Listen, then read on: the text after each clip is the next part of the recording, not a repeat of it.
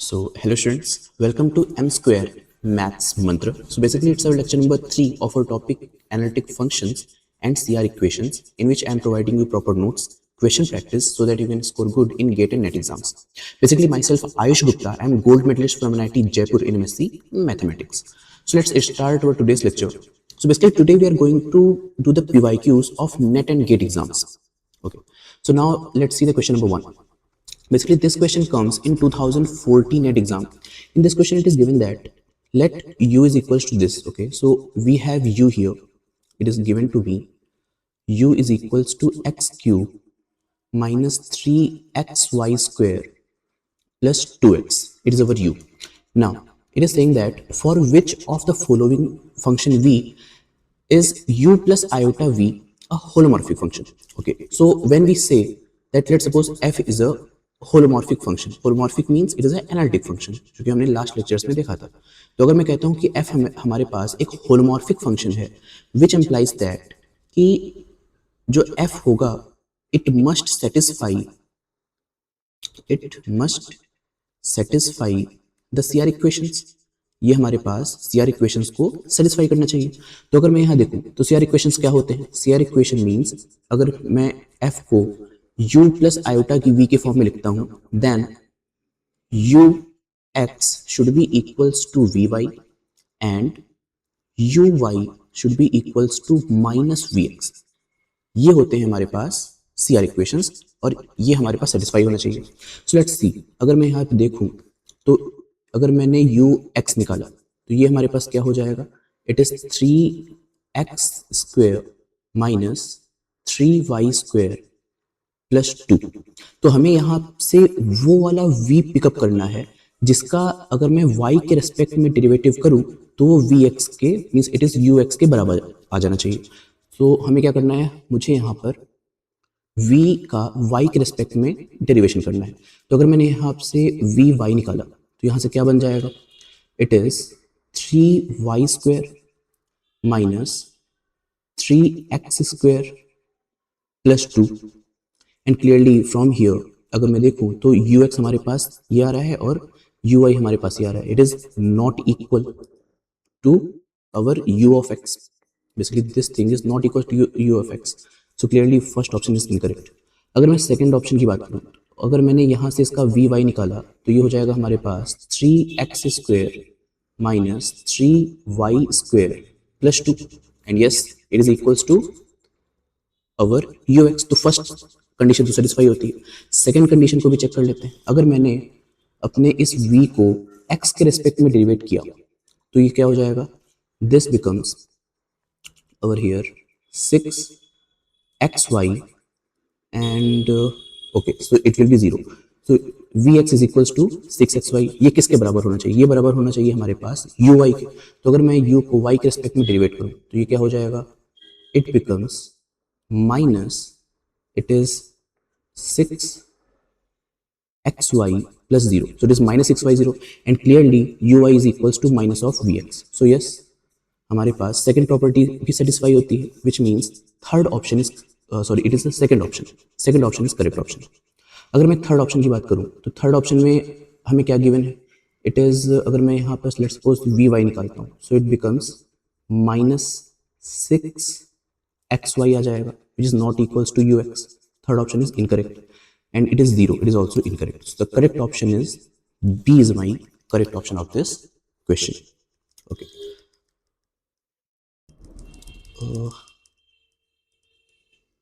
Okay, so now it is actually our question number 2.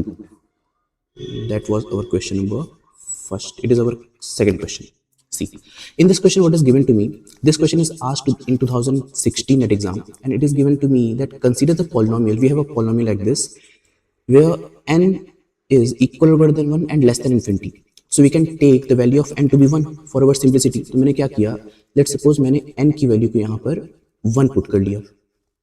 तो अगर मैं n को 1 लेता हूं तो हमारे पास जो फंक्शन है p ऑफ z, ये क्या बन जाएगा? ये हो जाएगा मेरे पास a1 टाइम्स z, जहां पर जो a1 है वो रियल नंबर्स में आएगा और except 0. It is our given equation. और फिर मेरे पास यहाँ पर एक डी गिवन है। What is D? D is the open unit ball. अगर मैं देखूँ तो यहाँ पे मैंने सिर्फ ऐसे कॉम्प्लेक्स नंबर्स लिए हैं जो कि ओपन यूनिट बॉल के अंदर लाई करते हैं। देन ऑप्शन नंबर ए हमारे पास क्या बोल रहा है, देखिए ऑप्शन नंबर ए की बात करते हैं। ऑप्शन नंबर ए में उससे कह रहा है कि पी ऑफ डी, अगर मैंने पी ऑफ डी को डिफाइन किया तो पी ऑफ डी पहले बात तो मैं कैसे डिफाइन करूंगा? पी ऑफ डी के अंदर ऐसे यू कैन से, यहां पर मैं क्या लिख सकता हूं, A1 टाइम्स W, मीन्स यहां पर ऐसे एलिमेंट्स आएंगे सच दैट कि जो हमारे पास W होगा, अगर मैं उसका मॉडुलस लूं तो वो लेस देन 1 होना चाहिए। और ये W कहां से आएंगे? ये W आएंगे हमारे पास D से। कुछ इस तरह का हमारे पास PD बन जाएगा। तो अगर मैं देखूं तो A1 तो हमारे पास एक कांस्टेंट है और रियल नंबर्स है, बट W क्या है? W is a complex number, so definitely it is a subset of complex number, it is not a subset of R only, so it is incorrect. Option number B की अगर मैं बात करता हूँ, let's suppose option number B की बात करते हैं। सो ऑप्शन नंबर बी में कह रहा है कि P of D is open. तो यहाँ पे मैं आपको एक ट्रिक बताता हूँ इसको करने का, कि जब कभी भी आपके पास कोई फंक्शन आ जाए f जो कि हमारे पास एक नॉन कांस्टेंट फंक्शन होता है, which is a non constant plus you can say it is entire function, then in that case अगर मैं किसी भी ओपन सेट का इमेज लूंगा तो वो भी हमारे पास ओपन ही आता है। It is a shortcut trick for this question to solve in easy way. Okay, तो क्या होता है शॉर्टकट ट्रिक? अगर हमारे पास कोई फंक्शन है which is non constant entire, then image of open will be always open. तो यहाँ पे अगर मैं देखूं तो डी हमारे पास क्या गिवन था? D is the open unit ball, it is a open unit ball. और अगर मैंने यहाँ पर एफ का means F in the sense यहाँ पर पी गिवन है तो मैं पी लिख देता हूँ। अगर मैंने क्या किया, क्योंकि पी हमारे पास क्या है, it is a polynomial and polynomials are basically entire functions we know, and definitely it is a non-constant, it is non-constant, so this p is non-constant and entire function, that's why अगर मैंने यहाँ पे p पर एक open set को लिया तो ये भी हमारे पास ओपन होना चाहिए, so which means option number 2 is correct, and then option number 3 कह रहा है it is closed, no it is open, it is not closed। now p of d is bounded, तो क्या p of d बाउंडेड होगा? let's see। हमने p of d को क्या define किया था? हमने p of d को डिफाइन किया था कि ये हमारे पास कुछ ऐसे पॉलिनोमियल्स देंगे, मींस हमारे पास A1 W आएगा such that mod of W is basically less than 1। तो अगर मैंने यहाँ क्या किया, जो हमारे पास A1 W आया, अगर मैंने इसका ही मॉड लिया तो ये क्या हो जाएगा? It is always less than, और यू कैन से फर्स्टली मैं इसको सॉल्व करता हूँ तो मैं इसको लिख सकता हूँ mod of A1 into mod of W, so this can B basically less than mod of A1। तो हमारे पास एक पूरा पूरा पॉलिनोमियल किसी नंबर से छोटा आ रहा है, which means this polynomial p of d is basically bounded, so option number 4 is also correct option। so the correct options of this question is b and d are my correct option of this question। okay, basically it is the part C question, it is part C question of that exam। okay, so now solve question number 3।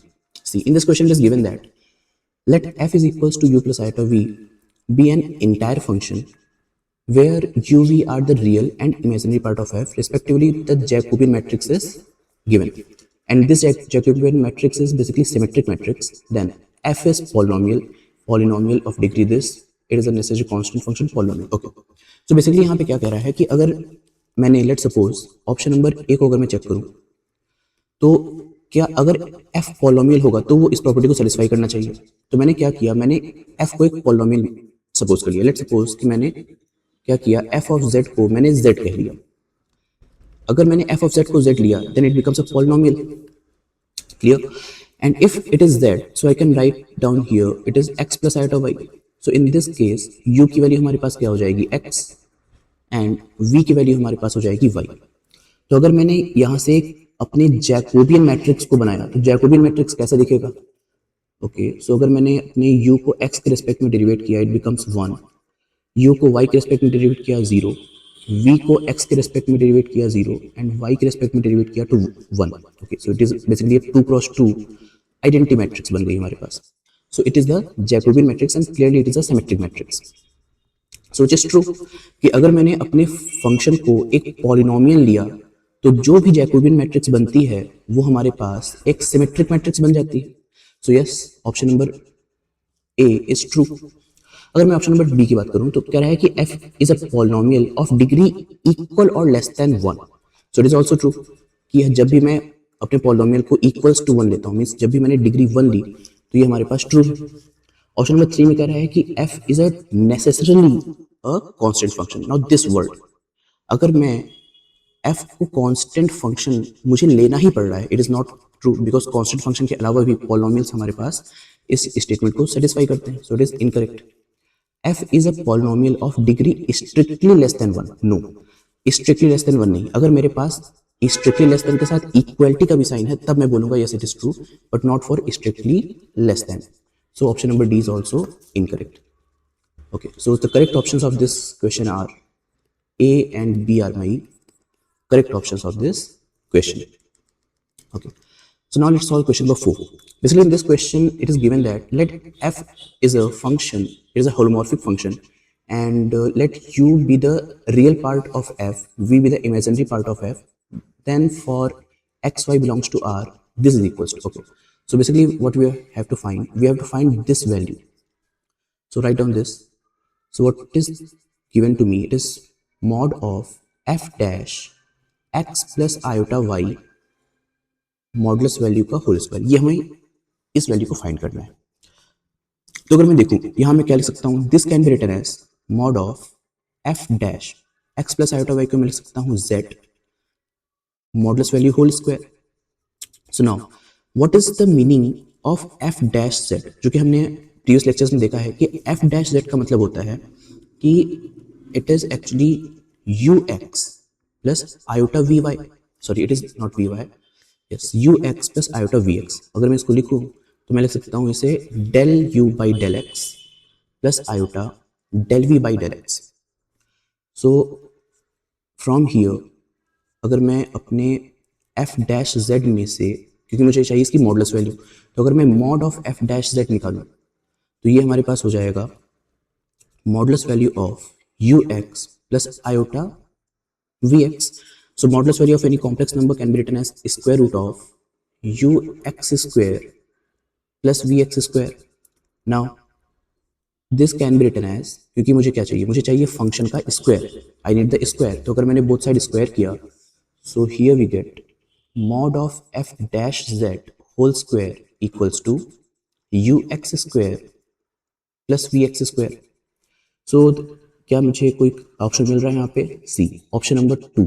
Option number 2 is my correct option. What about option number A? अच्छा, now let's see option. अगर इस question में मैं देखूं तो हमें क्या given है, f is a holomorphic function. If f is a holomorphic function then clearly we can say that f must satisfy the CR equations. अगर f CR इक्वेशन को सेटिस्फाई करेगा इसका मतलब कि मैं कह सकता हूं कि ux should be equals to vy and uy should be equals to minus of vx. ये हमारे पास होगा. तो अगर मैं ऑप्शन नंबर ए की बात करूं, ऑप्शन नंबर ए में हमसे क्या कह रहा है, ऑप्शन नंबर ए में u का x के रेस्पेक्ट में डेरिवेटिव हो रहा है और u का y के रेस्पेक्ट में डेरिवेटिव हो रहा है. सो नाउ लेट्स सी हमें क्या गिवन है इधर. अगर मैं देखूं तो हमें क्या मिला था, हमें मिला था f डैश z का होल स्क्वायर किसके बराबर है, ux square plus vx square के बराबर होता है. तो यहाँ पे मैं अगर vx की वैल्यू पुट करूं तो vx किसके बराबर है, vx बराबर है uy के. So from here what I get, I can write this value as ux square plus uy square, which means option number A is also true. So I can write down here option number A is also true. Now what about option number C? Let's see option number C में मैं क्या बोल सकता हूँ. So option number C में अगर मैं देखता हूँ तो यहाँ पे V का y के रेस्पेक्ट में डेरिवेशन हो रहा है और U का y के रेस्पेक्ट में डेरिवेशन हो रहा है. So now I can write here basically mod of f dash z equals to, it is actually ux square plus V X square. तो अगर मैं देखता हूँ यहाँ पे मुझे चाहिए V Y and U Y. तो अगर मैंने यहाँ पे यू एक्स की वैल्यू रखी, यू एक्स किसके बराबर है, यू एक्स बराबर है हमारे पास वी वाई के. तो यहाँ से मैं रख सकता हूँ इसको V Y square plus now V X बराबर है हमारे पास U Y, so this becomes U Y square, so yes it is also true, which means option number C is also true. What about option number D? तो इसको मैं यहाँ देख लेता हूँ. अगर मैं यहाँ देखूँ तो हमें एफ डैश जेड क्या मिला है? F dash Z is means it is modulus value whole square, it is actually U X square plus V X square, और मुझे चाहिए v का x के रेस्पेक्ट में डेरिवेटिव जो कि मेरे पास है. अब मुझे चाहिए v का y के रेस्पेक्ट में डेरिवेटिव. तो अगर मैं ux की वैल्यू रख दूं तो ux की वैल्यू हमारे पास किसके बराबर होती है? vy के बराबर होती है. It is vy square plus vx square. So yes, it is also true. So the correct options of this question are A, B, C and D. All are my correct options in this question. Okay. So basically this is also our part C question. Clear? Now, let's solve this question number 5. Basically, this question asked in 2020 NET exam, and it is given to me. Let n be a positive integer. Okay. तो क्योंकि n एक positive integer है, सो let suppose मैंने यहाँ पे क्या किया, मैंने n की एक फिक्स्ड वैल्यू ले ली. Let suppose n is equals to 1. Now for a real number r greater than 1, so let suppose मैंने r की वैल्यू यहाँ पे क्या कंसिडर कर ली, r इज इक्वल्स टू 2 हमने कंसिडर कर लिया, which is greater than 1. Now let z is this. Okay, तो z हमारे पास फिर क्या नंबर बन जाएगा? z becomes 2 times e power iota theta. Then the set this, हमारे पास एक सेट गिवन है, this contains which of the following set. Okay, so in this set हमें यहाँ पर कैसा नंबर गिवन है? अगर मैं इसको लिखूं सो this becomes mod of z power n plus 1. Okay, now it is not a capital N, basically it is a small n. So write down here small n because it is given to me, it is small n. Okay, so z power n plus 1 modulus value equals to mod of, it is z power n minus 1. It is given to me. तो अगर मैं यहाँ पे अपने z की value रख दूँ तो मुझे क्या मिल जाएगा? दिस बिकम्स ओके, और क्योंकि n की वैल्यू मैंने 1 मानी तो मैं n की वैल्यू भी रख सकता हूँ. सो this becomes actually z power 1 plus 1 equals to mod of z power 1 minus 1. Now put the value of z, so it becomes 2 times e power iota theta plus 1 equals to, it is mod of 2 e power iota theta minus 1.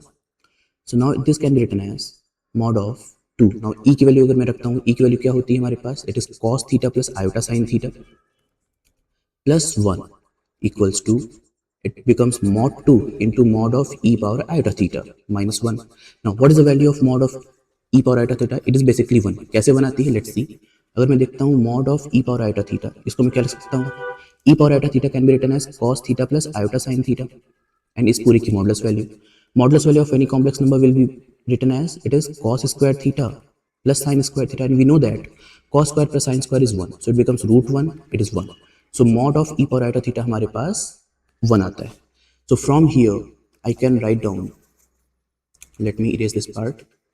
Okay, so now what we get here, यहाँ से मुझे क्या मिल गया? यहाँ से मुझे मिल गया, it can be written as mod of 2 cos theta plus 1, मैंने रियल पार्ट को एक साइड कर लिया, plus iota times 2 sine theta, imaginary part को एक साइड कर लिया, equals to, it becomes 2 plus it is minus 1.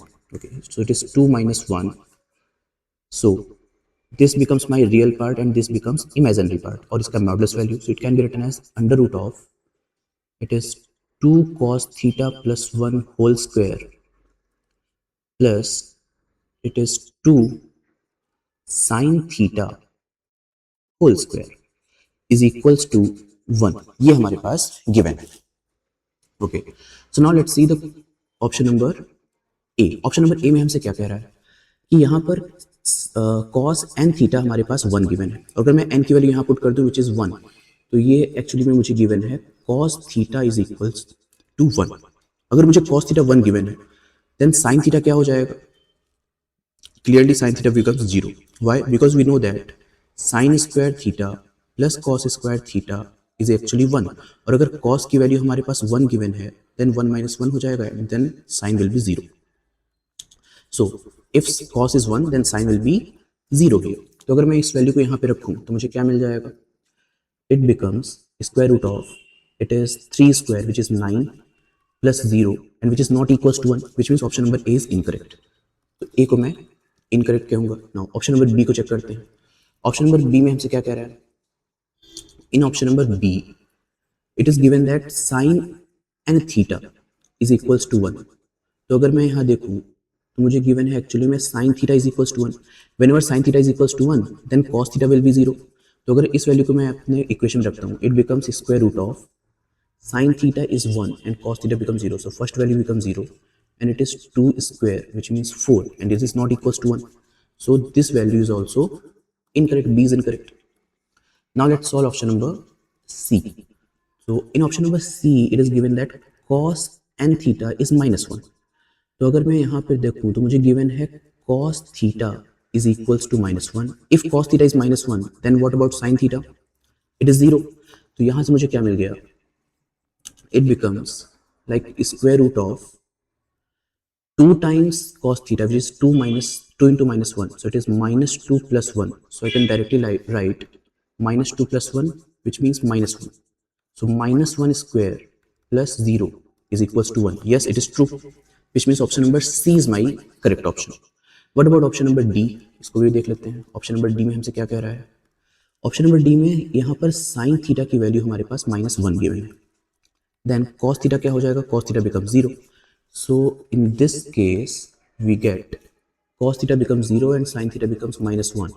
So it is 4, which is not equals to 1. So option number D is also incorrect. So the correct option of this question is C is my correct option. Okay. So now let's see next question. In this question, it is given that for any complex valued function f, let df denote the set on which the function f satisfy Cauchy-Riemann equations. Okay. So basically what is given to me, हमें यहाँ पर df एक ऐसा function given है जिसके अंदर सिर्फ ऐसे फंक्शंस आ रहे हैं, means df is a set basically, जिसके अंदर सिर्फ ऐसे फंक्शंस आ रहे हैं सच दैट कि f satisfies basically f satisfies CR equations. Means हमने एक ऐसा कलेक्शन लिया सेट्स का जिसके अंदर सिर्फ ऐसे ही फंक्शंस आएंगे जो कि CR इक्वेशन को सेटिस्फाई करते हैं. Then it is asking in this question identify the functions for which df is equal to c.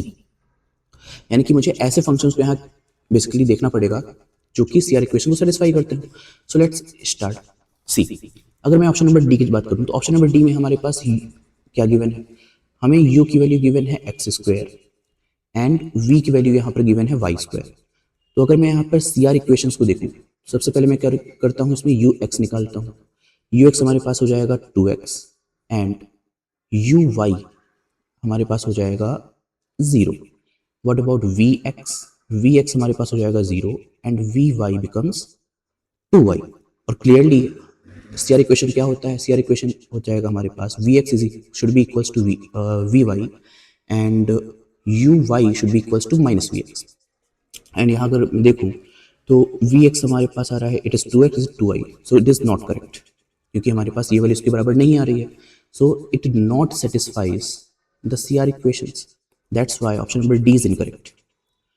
Now let's see this option number C here. Let me erase this part. Okay.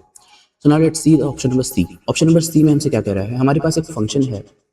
It is actually f of z is equals to e power -1 upon z power 4 whenever z is not equals to 0 and otherwise it is 0. तो अगर मैं यहाँ देखूँ तो जो हमारे पास ये फंक्शन है f of z, it is the function of z only. ये तो हमारे पास सिर्फ और सिर्फ z का फंक्शन है. सो क्लियरली जो कि हमने लेक्चर नंबर 2 में पढ़ा था, यहाँ पे हम अप्लाई कर सकते हैं del F over del z bar. अगर मैं z के कॉन्जुगेट से इसको पार्शियली डेरिवेट करूँ तो क्योंकि यहाँ पर z बार है ही नहीं, so clearly this function become 0. और जब कभी भी del F del z bar 0 हो जाता है, which implies that f is a holomorphic function. f is holomorphic or you can say it is a analytic function. And if f is holomorphic or f is analytic, which implies that कि यहाँ पर क्या हो जाएगा हमारे पास, it is actually okay, मैं यहाँ लिख देता हूँ. So which implies that f satisfy our CR equations. So yes, which means मैं यहाँ पे क्या कह सकता हूँ, that option number C is my correct option. Now let's solve this option number B. So let me erase this part. Okay, now let's see option number B. So in this case हमारे पास u की value क्या given है, u की value हमारे पास ये हो जाएगी and this becomes our v. तो अगर मैं यहाँ पर u x निकालता हूँ तो वो हमारे पास हो जाएगा minus alpha sine alpha X, और अगर मैंने यू वाई निकाला तो ये हो जाएगा मेरे पास, it is minus alpha sine alpha Y. Now अगर मैंने वी एक्स निकाला so it becomes alpha cos alpha X, और अगर मैंने यहाँ पर वी वाई निकाला so it becomes minus alpha sine alpha Y. तो क्या यहाँ पर हमारे पास सीआर इक्वेशन सेटिस्फाई हो रहा है? Let's see. सीआर इक्वेशन क्या होना चाहिए? It is U X is equals to V Y हमारे पास होना चाहिए. तो अगर मैं देखूँ तो यू एक्स हमारे पास आ रहा है minus alpha sine alpha X and V Y आ रहा है sine alpha Y which is not equal, यानी कि ये हमारे पास सीआर इक्वेशन को सेटिस्फाई नहीं करता, which means it is not analytic. So option number B is incorrect. What about option number A? So let's see option number A also. Okay, so now option number A में हमसे क्या बोल रहा है? Option number A में हमारे पास से function है which is z upon 1 plus mod z. तो अब यहाँ पे हो सकता है कुछ लोगों को लगे कि सर ये भी तो हमारे पास ओनली z फंक्शन है, तो मैं इसको भी डेरिवेट करके जीरो कर सकता हूँ, बट नो, ऐसा क्यों नहीं हो सकता? बिकॉज लेट्स सी, हमें एक रिजल्ट मालूम है, मॉड z की वैल्यू क्या होती है. मॉड z का स्क्वायर हमने पढ़ा है, it is nothing but z into Z bar. So mod z की वैल्यू मैं यहाँ से रख सकता हूँ, it is square root of z into Z bar. So my function becomes, हमारे पास जो एफ ऑफ जेड फंक्शन बनेगा वो हमारे पास क्या हो जाएगा? This becomes actually it is z upon 1 plus it is square root of z into Z bar. तो अब एक तरीका तो ये है, वन मेथड हमारे पास ये है कि हम क्या करें, हम इसे del F by del Z bar निकालें और देखें कि ये क्या ये जीरो के इक्वल आ रहा है या नहीं आ रहा.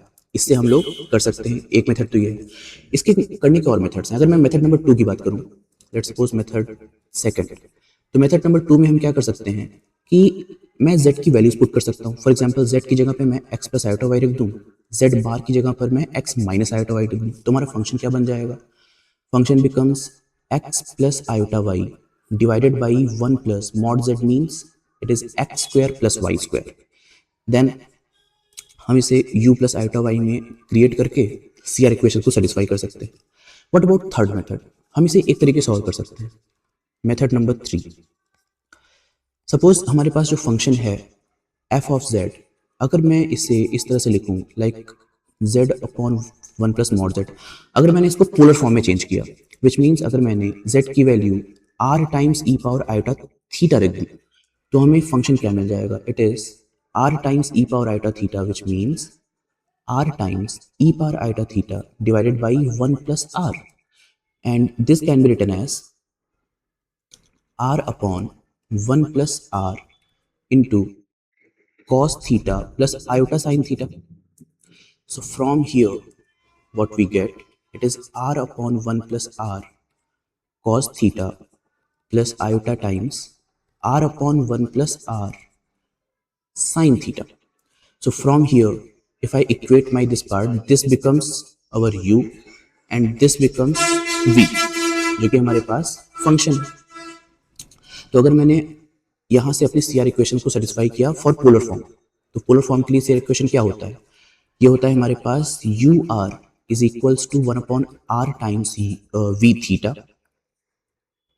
And U theta is equals to minus R times V R. हमारे पास ये होते हैं CR equation in polar form. So हम लोग चेक करेंगे क्या ये इस इक्वेशन को सेटिस्फाई करता है. सबसे पहले हम क्या करते हैं, u को r के रिस्पेक्ट में डेरिवेट करते हैं, तो हमें क्या मिल जाएगा? सो वी गेट हियर, सबसे पहले मैं u को ही लिख लेता हूँ अलग से जिससे कि आपको इजीली समझ में आए. तो u हमारे पास क्या गिवन है? It is r upon 1 plus r times cos theta. So this can be written as it is 1, अगर मैं यहाँ पे +1 करूँ -1 करूँ, so it is 1 - 1 upon 1 + r into cos theta. And similarly I can write v also. V हमें क्या given है, it is 1 - 1 upon 1 + r into cos theta. Now so u r हमारे पास क्या हो जाएगा, it is actually 1 upon 1 + r whole square times cos theta. And यहाँ पर अगर मैं v को थीटा के रिस्पेक्ट में डेरिवेट करूँ तो क्या हो जाएगा, it becomes basically 1 - 1 upon 1 + r will be work as a constant into sin theta will be cos theta. Now we have to check क्या ये दोनों हमारे पास इक्वल होंगे. सो यू आर की वैल्यू तो मैंने निकाल दी है, मुझे निकालना है 1 upon r times V theta, और ये वैल्यू इक्वल होनी चाहिए इसके.